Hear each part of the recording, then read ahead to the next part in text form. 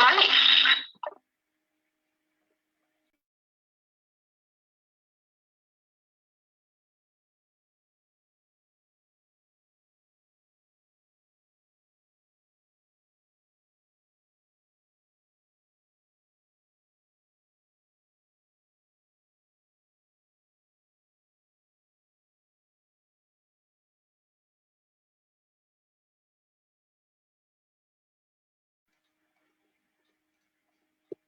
Hi everyone. We warmly welcome our guest speaker, Mrs. Sulochana Ubekumara, the founder and co-owner of the Vegan Kitchen by Sulo, the academic staff, members of the society, and all the wonderful people gathered here with Dare to Dream webinar series hosted by the Entrepreneurship Society of IIT. A very good evening to all of you. Now, giving you a brief introduction about our guest speaker, Mrs. Ubaya Kumara has been a lecturer for the past 10 years, both in Sri Lanka and in the Middle East.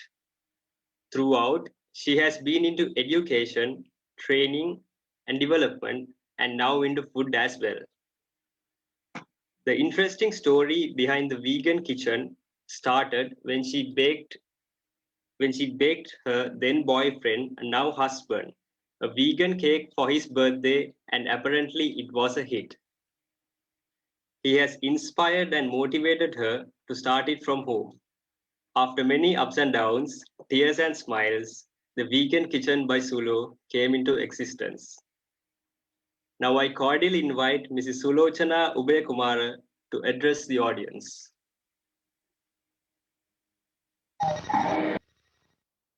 I would like to thank Dan and for thank you for inviting me and for making sure that everything is okay.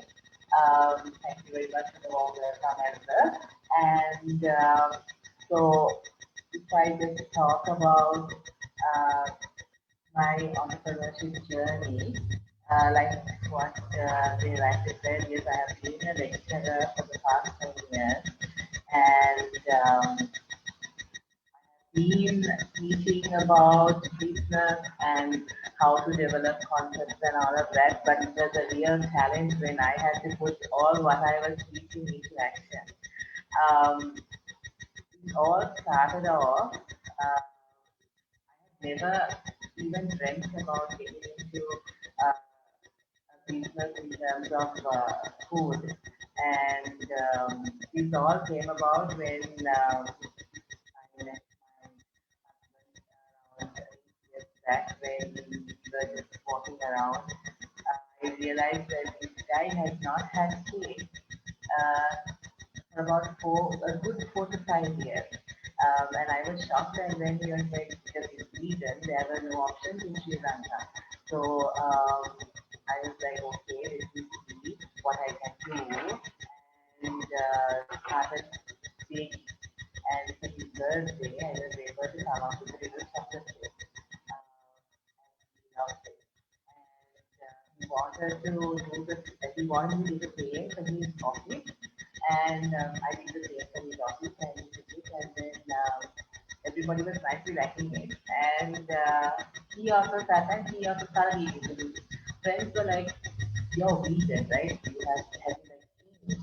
And then he was like, "No, the cake is vegan." So then they were like, "Okay, so if it is vegan, then there is no intolerance.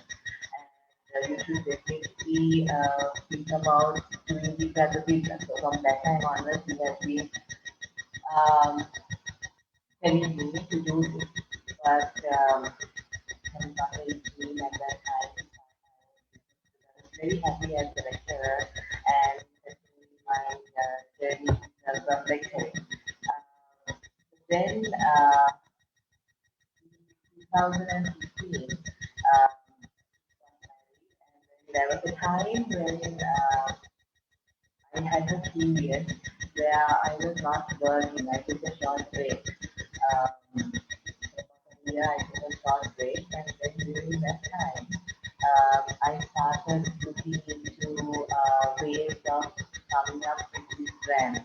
And in like 2 months, March, April, we sat down and then started doing a bit of a plan, and that is how the vegan kitchen came about. So we were wondering what is the name we are going to put it. Um, the coming up with a brand name was the biggest challenge we had because people didn't know at that time in Sri Lanka. There was not much of a crowd who knew the word vegan, and I wanted to come up with a name which was different and also which gave the message which is all about some other concept. Sorry to And interrupt. You're not clear. Your audio is not that clear. uh, okay, If you try switching off your video, I think it'll be okay. one minute. Is it okay now? Yes, it's okay now. All right, okay. Go ahead. So, can I have the next slide, please? I think, yeah. Um, so this is, I was trying to come up with a name. So how it all began was how I met him and how he started inspiring me, and he was going on pushing me towards coming up with a brand and coming up with establishing this business. So finally, how I came up was, if I can get the next slide, Hillary. Sorry for stuff. Right. So the vegan kitchen. So we finally came up with the name, the vegan kitchen. So vegan was specific. So people were wondering what is this vegan? So I used to get calls at that time asking for things like chicken. So I was like, no, I can give you chicken, but it has to be vegan. And also the branding, the logo. As you can see, my logo. I came up with this logo. Actually, this was not something which was like 100% designed by me. I had limited access to funds. I had limited resources as well. So I got one of these, actually my husband got one of these free software which makes logos. So with the help of that, I was able to come up with this little logo. So it has heart and it has that green color like a V, the leaves. So the heart was like veganism is about not harming animals. Vegan, it's not just the food; it's a lifestyle. For people who are vegan, veganism is a lifestyle. So from it's not just the food. Now a person who is a vegan, a proper vegan, it's not just about the concern about what he or she eats. It's about what he or she wears. It's about what he or she does. Like say for example, they wouldn't even want to go watch someone fishing because it's against their principles. Um, Even when it comes to clothes and dresses, they are very, very concerned about well, the materials which are being used, the raw materials which are being used are 100% cruelty free. I had a hard time. My wedding actually was a 100% vegan wedding. I had a vegan menu. I had huge issues. My family was like, my brothers was like, what are people going to eat? If it's vegan, what are we going to serve people? And there were huge issues. And then when it came to clothing, thank God, my brother-in-law has his own little shoe factory. I got him to make specific shoes for the entire crowd. In the sense, my bridal gang. Um, Shoes which were made of synthetic, and the clothes had to be 100%. There was no silk involved, there was no leather involved. So everything had to be vegan. That is a vegan life. Veganism means that the entire lifestyle is changed. So that is why the hearts are there.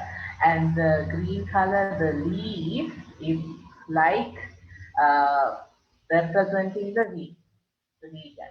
And of course, there is something called all plants because over time I realized that people were wondering what this is. So because the word veganism was not very much popular, not vegan was not popular in 2016. I put out this thing called all plants as well. Um, can I have the next slide, please? Right.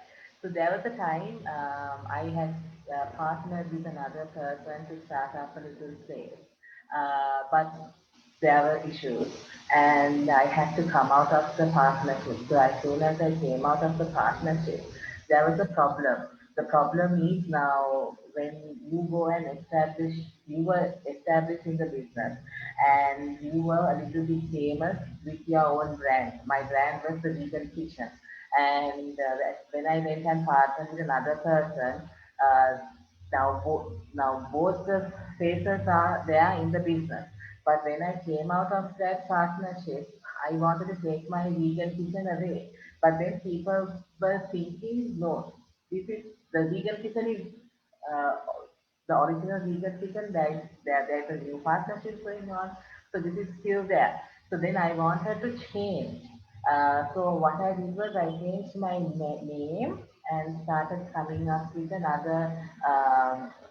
And I added something to it. Now, as you know, when businesses grow, it is important to understand that there will be so many competitors coming around as well.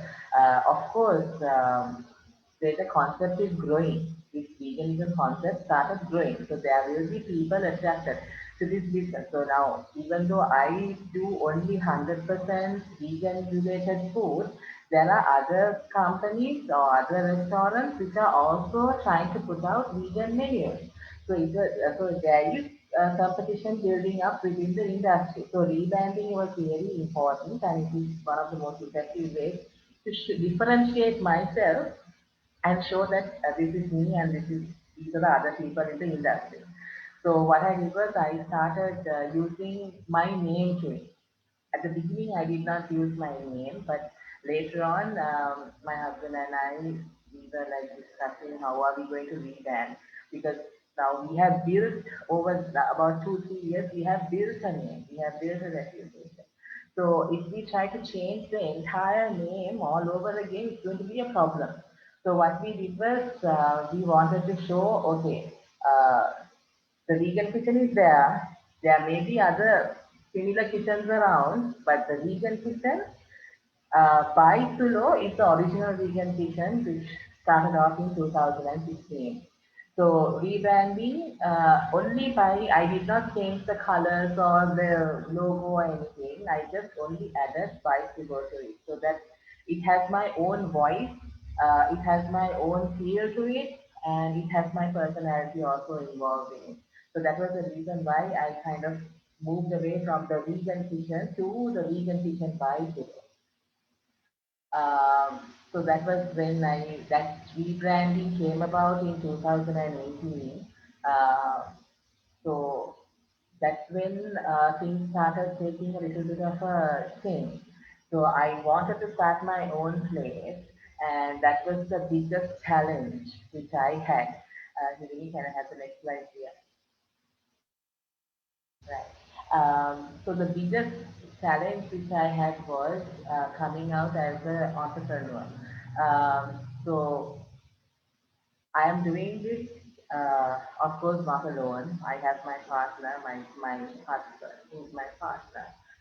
But still, establishing a business, investing in a business itself is a little bit difficult. And we were not doing this 100% by investing into the business alone. Like we are a full-time employees in other places. So I am a lecturer, I'm a educator, my husband is a telecommunication engineer. So we both are having our own full-time job. But the vegan kitchen by Sulu was our passion. My passion was to cook something, to give something, some food. His passion was to share the word of veganism. When he started off being a vegan, he has been vegan for almost 12 to 13 years. So when he started off being a vegan in Sri Lanka, there was nothing around. And now, of course, then whenever we go out, there is like ice cream to cake to meatless meat to whatever, like burgers or sandwiches or like there are options for him, especially when you are a vegan. There are options, but when he started off, he didn't have any options. Even in 2016, 17, 16, 17, 18, not much of options like was there. So what his passion was to create that, to get into this market, and this market is a extreme niche in Sri Lanka. Not everyone is into veganism. Not everyone knows what veganism is. And vegetarians, yes, we have lots of. And if you take uh, the Sri Lankan culture, the food culture of Sri Lanka, our food, regardless whether it's the Sinhalese food or the Tamil, if you check and see, all our food has been vegan throughout. Uh, so the thing is, when hello. Yes, we can hear you. Right, okay. Yeah, so it has been vegan throughout. If you try to look and see whether it's our local sweets or to our rice and curry, it's just that over the years they have started adding in things like meat and dried fish and stuff which has been later on which has been added into our diet. But if you take those things out, everything is made out of coconut milk, rice, flour, to things like that. So it has originally been vegan. So the challenge which we had was when we are starting off a business, not everyone is going to be there to give us 100% ideas and ideas on what is going to be there out there and what you have to be ready for. So it's very difficult for us to be like think, okay, I want to be a perfectionist. Even today, I have issues. I when I'm doing my food, I do face issues. Even though I try my level best to be perfect, every time I give out something, there can be issues. But what I want to do is, what I realized was being progressive is much more important than trying to think about being focused on trying to be perfectionist. Sometimes for me, this is my personal view. For me, it has been difficult for when I try thinking, no, I have to be perfect, perfect, perfect. But for me, if I say, no, I have to be progressive, I have to be progressive, then I found that it's easier, and also I try to it helps me realize what my expectations are and what I want to go from last year to this year. So when I think about being progressive, I will think, okay, last year I was here, this was my when we are doing a business, the reason why we are doing a business is to make a profit, right? So last year, this was my profit. This was my customer base. This was my clientele. But this year, it has grown, and that is progressive for me, right? And like I started off my little cafe last year. Actually, we wanted to start it off in 2019. In 2019, from February onwards, um, I was teaming up with Meetup Monday Sri Lanka. This is just a, NGO which is there in Sri Lanka as well. So I was collaborating with them, and I was doing a stall at Good Market. The reason being we wanted to promote our name at Good Market and to start off our cafe somewhere in May last 2019. Unfortunately, because one thing we realized was when we closed our cafe in Yalavasa and when we moved back to home based again, I found people calling me, especially foreigners. They come, they search on the internet, they find vegan places in Sri Lanka. They come, they don't even call, they just drop into my house asking for vegan food. So what we thought was, okay, let us start off a proper place in 2019. So our plan was, okay, let's go to the good market every weekend and then promote ourselves. So we started off that, but in April, unfortunately, we had to face a very unfortunate incident. And then there were no foreigners, and our market is mainly either vegans in Sri Lanka, which is very small, tiny niche, and also some of the foreigners who are coming in. And Sri Lanka had the potential in 2019 and 2020 again, and we were named as one of the best places to visit for both those years. So we were expecting a lot of foreigners to come in, and we were expecting more people to drop into our place. So what we thought was, let's experiment by starting off with a little stall in good market, which went on good, but then we couldn't realize our potential in 2019.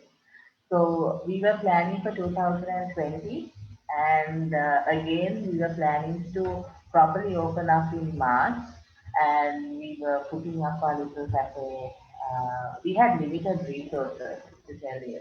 We had limited resources. Everything is handled by my husband and me.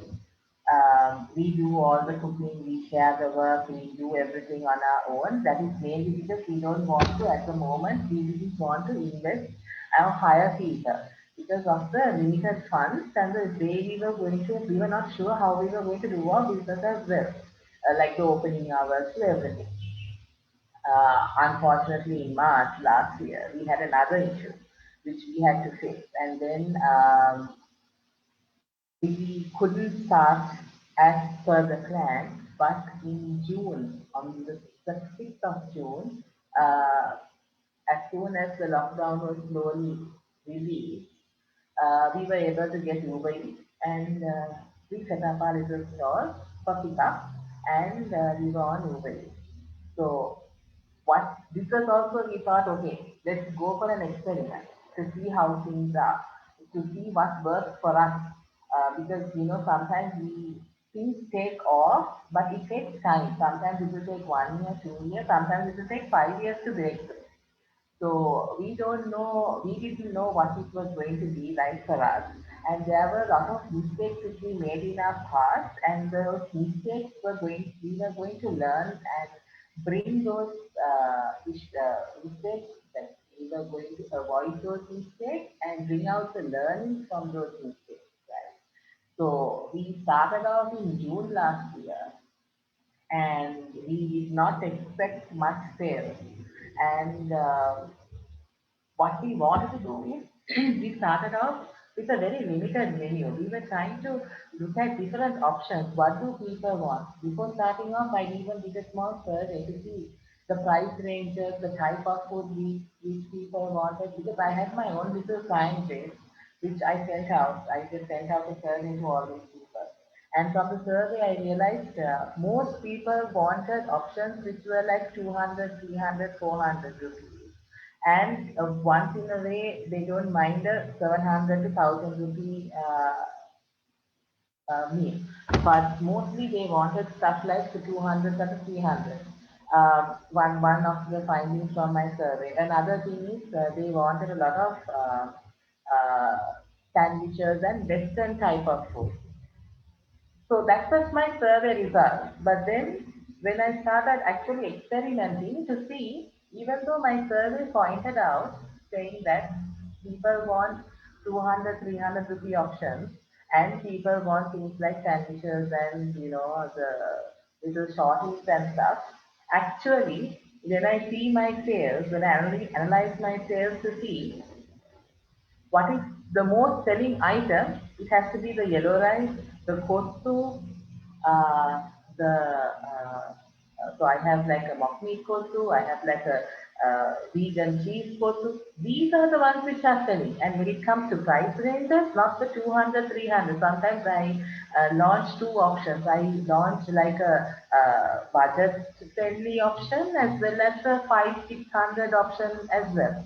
So I see people actually buying the 500, 600 option rather than the 200, 300 option sometimes. So sometimes, like when you do a survey, um, You expect the survey results and you generalize based on the survey results and you start doing it. But actually, it doesn't work that way. You have to run your business in such a way. At the same time, you have to keep on experimenting. As an entrepreneur, we are also consumers. Even though we are the entrepreneur, we are also consumers. So we have to be careful. We have to make sure that even though sometimes in a survey, people might think this is what they want, but actually, when things come into practice, it's not what they want. And always we should remember that being an entrepreneur means you have to see through experimenting what works for you. That is very important. And one of the biggest challenges which anyone could face is um, trying to find the supporters. Because when you have an idea to start up a business, uh, not everyone is going to jump in and support you. Even though if people feel that yes, that's a very lucrative business idea, or people will be there who will be actually thinking that it's a very good opportunity. But sometimes people might not actually say it to you. So you need to see uh, you need to understand where and to whom you are going to approach this. Now, when I wanted to start out into this food industry, my family was 100% against it. That's because of their mindset. I have been an educator, I have been educated into postgraduate level, and what are you doing? You are cooking? Is that what you want to get into? You are a lecturer. This was the exact outcome which came out from my family, especially my parents. They were like utterly disappointed. I was like one of those children who have put a black mark in their faces, like because that is a mindset. But then I knew this was something which I wanted to get into. This was my passion. It's not just making something, but also making it and giving it out. So I had my closest supporter, my critique, my in terms of not just the food. Food, of course, he's not a very good critic. He just whatever I give him, he eats happily. But when it comes to whatever I come up in terms of business and my marketing and everything, he's my biggest critic. Of course, my husband. At the beginning, uh, I will be talking about partners as well. So at the beginning, it was difficult for me to figure out who I should be partnering up with. But then I realized with time, you need to know to whom you should be approaching to. If, if people are not supportive of what you want to do, you need to get away from that. You need to have somebody who can see what you are seeing, who can help you face your challenges, who can help you understand what challenges are ahead as an entrepreneur, and also who can support you even with a word. Now, that is the most important thing. So, if you don't have people who can share your dreams with you, the best thing you can do is change your title. You know, get people who can understand you, who you can approach to, help you with your own thing. It is important for you to start engaging with people. Networking is extremely important. And this is one of the biggest challenges of an entrepreneur. The more you network, the more you can get ideas, the more you can get exposure to your business. But that doesn't mean you go and tell all your business ideas to everyone, right? You have a business idea, but then you should know to whom to approach for advice. And if you feel that there is a lot of negativity coming in, and if you are very confident and if you are very strong about it, go ahead and you choose your right people to whom you should be approaching. This is what helped me. Because at the beginning I was confused. I thought, no, these are the right people to approach to. But then I realized, no, this is not what I should be doing. These things, I need to be away from these kind of things, and I need to approach and be more connected to people who are positively impacting me by not just criticize. Of course, they have to criticize me. The criticism is important. Uh, Criticism is important so that you can build your brand, make it much more better. But also, I need to get something positive. Even though it's a critic, it has to come in a sandwich format. You know, give me the good and the bad. Give me the bad first, even it's okay, but then give me something how I can improve. You know, sometimes I can't see everything. So another person can see things which I can't see. So in that way, I was blessed when it comes to having my partner, my husband, to help me out. Of course, when it comes to the business side of things, he was my biggest supporter. And my biggest critic has to be my mother, of course, because she herself is like an expert in her cooking, so it's very difficult to impress her. So both these characters were able to mold me to bring me to where I am today. So you should know who you should have close to you and who you should be approaching. Now, at the beginning, my family was so against me getting into this kind of a business. But now, later on, with time, they have seen how people are happy about what I do, and they also feel that, okay, there is something different in this. There is something which goes beyond what they were thinking, you know. So now they're actually happy and proud to say that, I'm into this business and this kind of activities are going on. Another thing to be successful, what I think the biggest challenge is pushing your own comfort zone.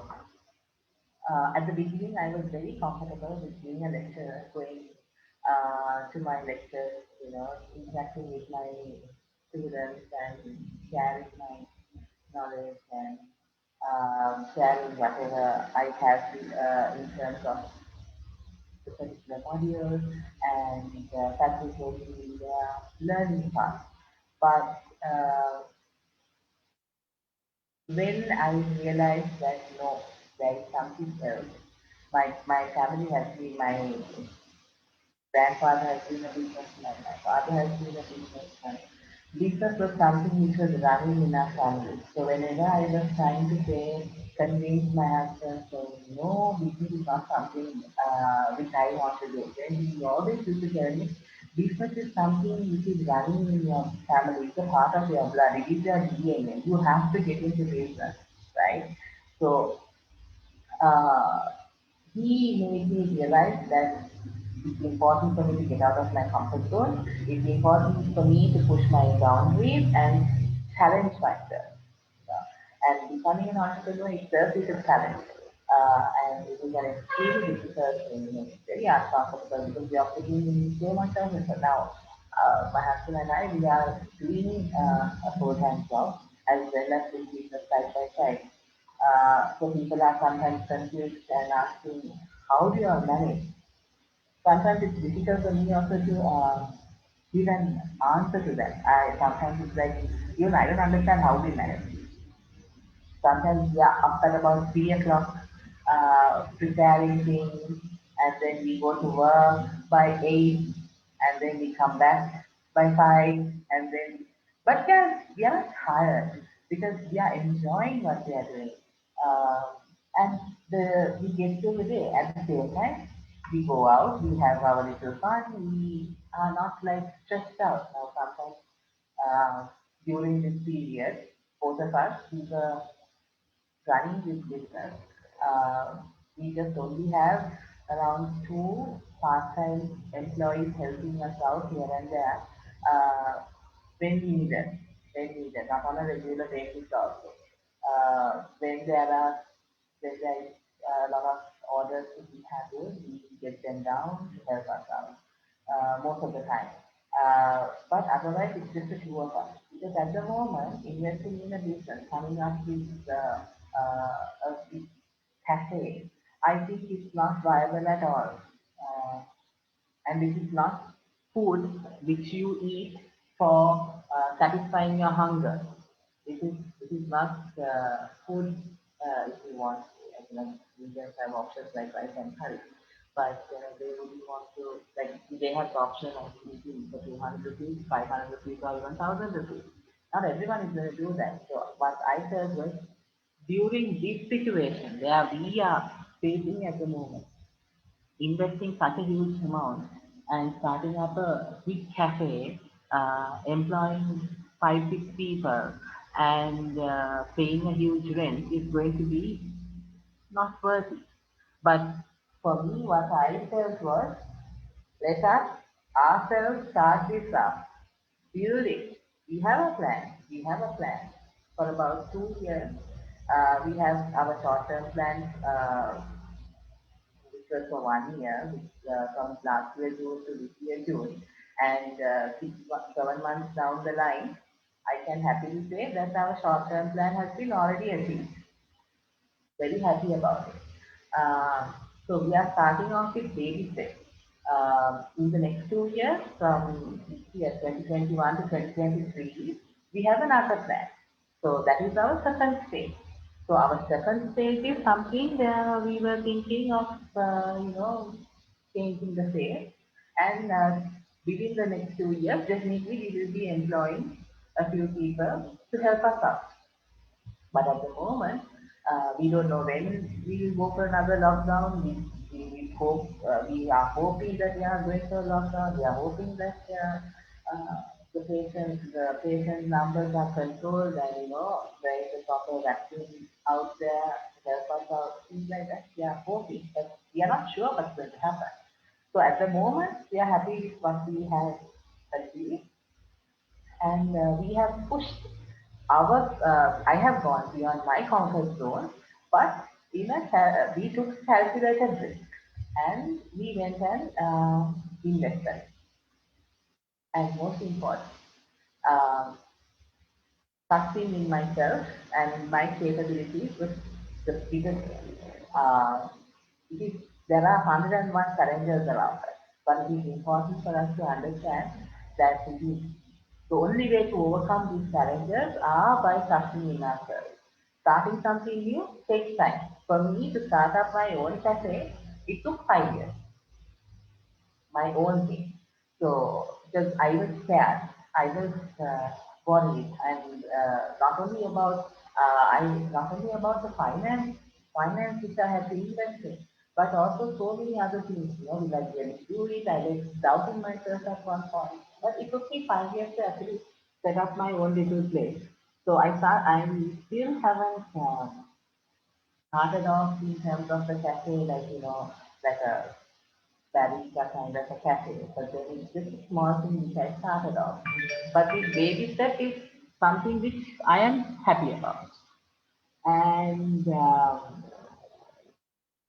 when now all of you are, I'm sure, learning about entrepreneurship. It's very important for you to get that mindset. Uh, the mindset is you have to understand it's a huge challenge. Sometimes there won't be anyone to help you out, but it's you who have to trust yourself and also believe in your ability. There will be ups, there will be downs, but if you can trust yourself and believe in your abilities, you'll get through it, right? Um, when it comes to success point, um, it's important as an entrepreneur uh, to know who your partners are. Like I was speaking earlier, sometimes we are not sure um, who is there to help us. We are not sure, but we try to approach people to get advice and then or to start up a business or to partner up with them. But before doing that, we need to understand who our partners are. We need to understand the good, the bad, and the ugly. It's not just the good, right? The Japanese business culture is such that when they are starting up a business, they try to build a long-term relationship with their partner and then decide whether they are going to invest with this particular partner or not, right? This was something which we study, especially when it comes to business culture or understanding business relations, right? Um, Now, I am a person, personally, who doesn't like to take a long time to study a person, understand a person, things like that. I'm a person who is into intuition. So I think of something and if I feel that I want to go ahead and do it, I do my math. I try to figure out uh, what are the rights, what are the good things, what's happening, things like that. But at the same time, I might not have the patience to sit down and analyze who my partners are. And I have made a mistake. But that mistake, to anyone, I would like to say, if you are starting a business and if you are trying to collaborate with different partners, you need to know who your partners are. You need to know, for example, now I'm a person who is not very patient sometimes. I'm a person who is sometimes, I'm a person who creates, say for example, food. So I take a recipe and I veganize it, right? So when I think about veganizing it, now I take a, for example, you all might have heard stuff like the beef Wellington or a lasagna. Now, when you talk about lasagna, it's all about meat. If you talk about the beef Wellington, it's the piece of meat the which is the main star of that particular dish. So for me to look at that dish and then to analyze it and then to come up with my own creation, I need time. So I need time to plan. So now, for example, February. February, I know February is coming up. I know it's the Valentine's month, and I know for sure by 1st of February I need to come up with a plan. But if my partner keeps on pushing me and telling me, by 10th of January, I want your plan. It's a little difficult, it's not easy. You can't give a pen and a paper to a person and ask them to write down a song within 2 days or 1 day. It's difficult because it's creative thinking. It's not something which you can, look at something and start writing. So I am a person, I need my time, and sometimes like I'm a person who gets up suddenly thinking, I want to do this today. So it's difficult for me to stick into one deadline when it comes to creative plan. But yes, I know February I have to come up with something. I know I have a vision. I have my idea. But give me the time. I will ensure that it is done. But don't tell me do it by 10, do it by 11. No, that will be a difficult thing for me because what is uh, what is actually coming in the back of my head is the deadline. But actually, what I want is I want to create something which is really good. So my husband realized that, and he just gives me okay uh, somewhere in December, he reminds me, February, you have to come up with something. So I'm like, okay. So then I know, okay, in February, by the 1st of February, I have to come up with something. Now, April, now February is gone. Now, whatever I was supposed to plan for February, I have come and I have given, and I have been successful in that as well. Now, the next is my April. So now I'm planning for my April work, right? So it's difficult for me. I am a person who goes into intuitive planning a lot more than monthly planning. Monthly planning is important. Like for example, I know in the calendar year, February, February, April, and since I started off my cafe, my home-based business in May. May is also something special to me. And my cafe I started off in June. So June is also something special for me. And then again, November. November is the World Vegan month. And then December. December is the Christmas month. And then again, there's another thing called in January. There's something called veganary. That's like a word concept which is been coming up with vegan societies, trying to convince people to take the first month of the year and try to become vegan for 1 month. So those are some of the main months which I have to concentrate on. So I know my monthly planning. I know these are the special months in the year which I have to come up with a plan. But in the middle, I will come up with my own plan, to my own intuition. I have come up with something. I know it's cliche, but it's the right one. Life is a journey, not a destination. So you don't know where your journey is heading you towards, right? You don't know the destination, but it's a journey. There will be hills and there will be waterways. All the good and the bad you will come across.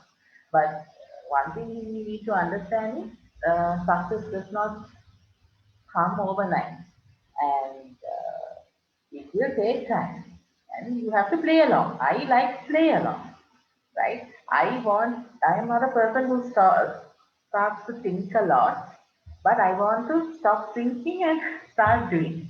Actually, that has been something which has been there with me for a long time now.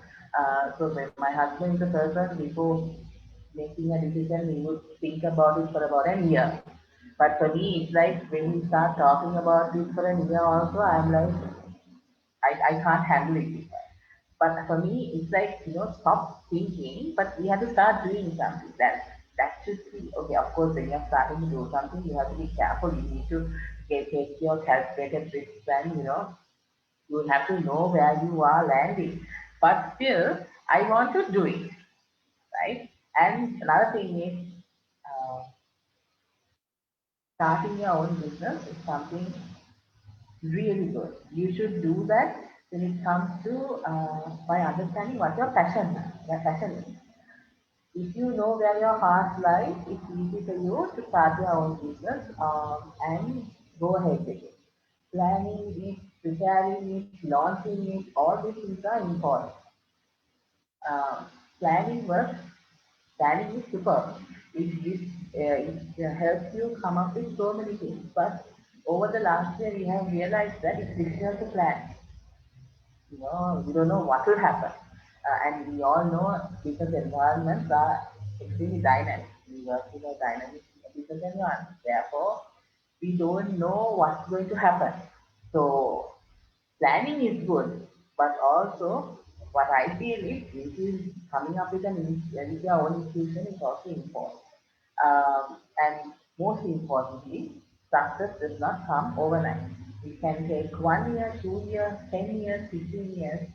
It will come to you if you know what you are doing is right, if you know where you are heading, and if you know where you want to go with your business, if you have your dream, if you have your vision with you, then success will come to you, but it won't come overnight. Uh, that is all I have to, I think, talk to you all about my entrepreneurship journey. So if there are any questions, I would like to take them now.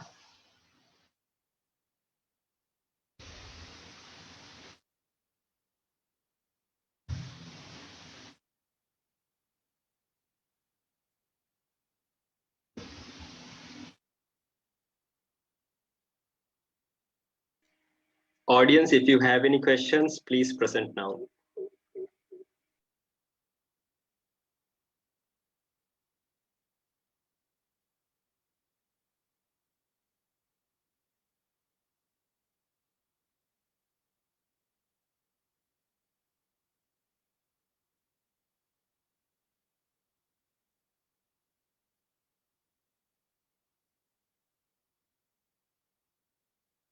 Anyone in the audience, are they like, planning on doing a business, or are there anyone who is thinking of uh, they might start a business or has a proper plan?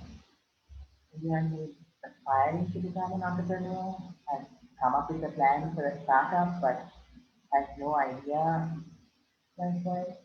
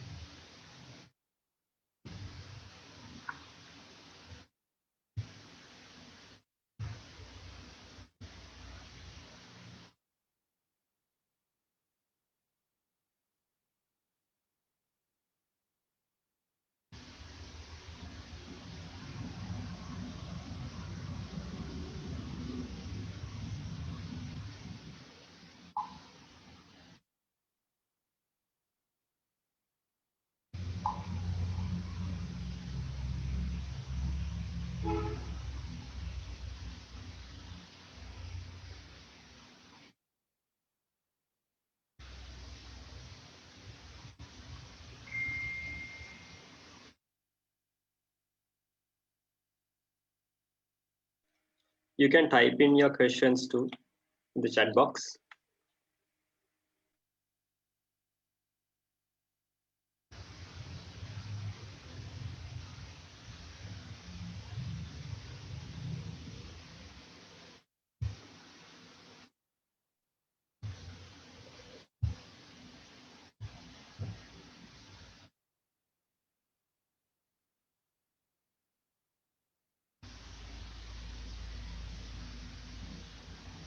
Okay, it seems that we don't have any questions, so let's move forward.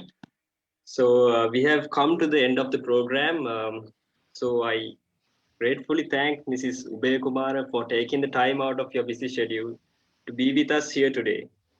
We should also be thankful to your husband who introduced the world of vegan food to you, because he is the reason why we are here today. So guys, we hope that you enjoyed this session and it benefited you. And we hope to meet you soon with a similar program very soon. Till then, be safe and have a nice day.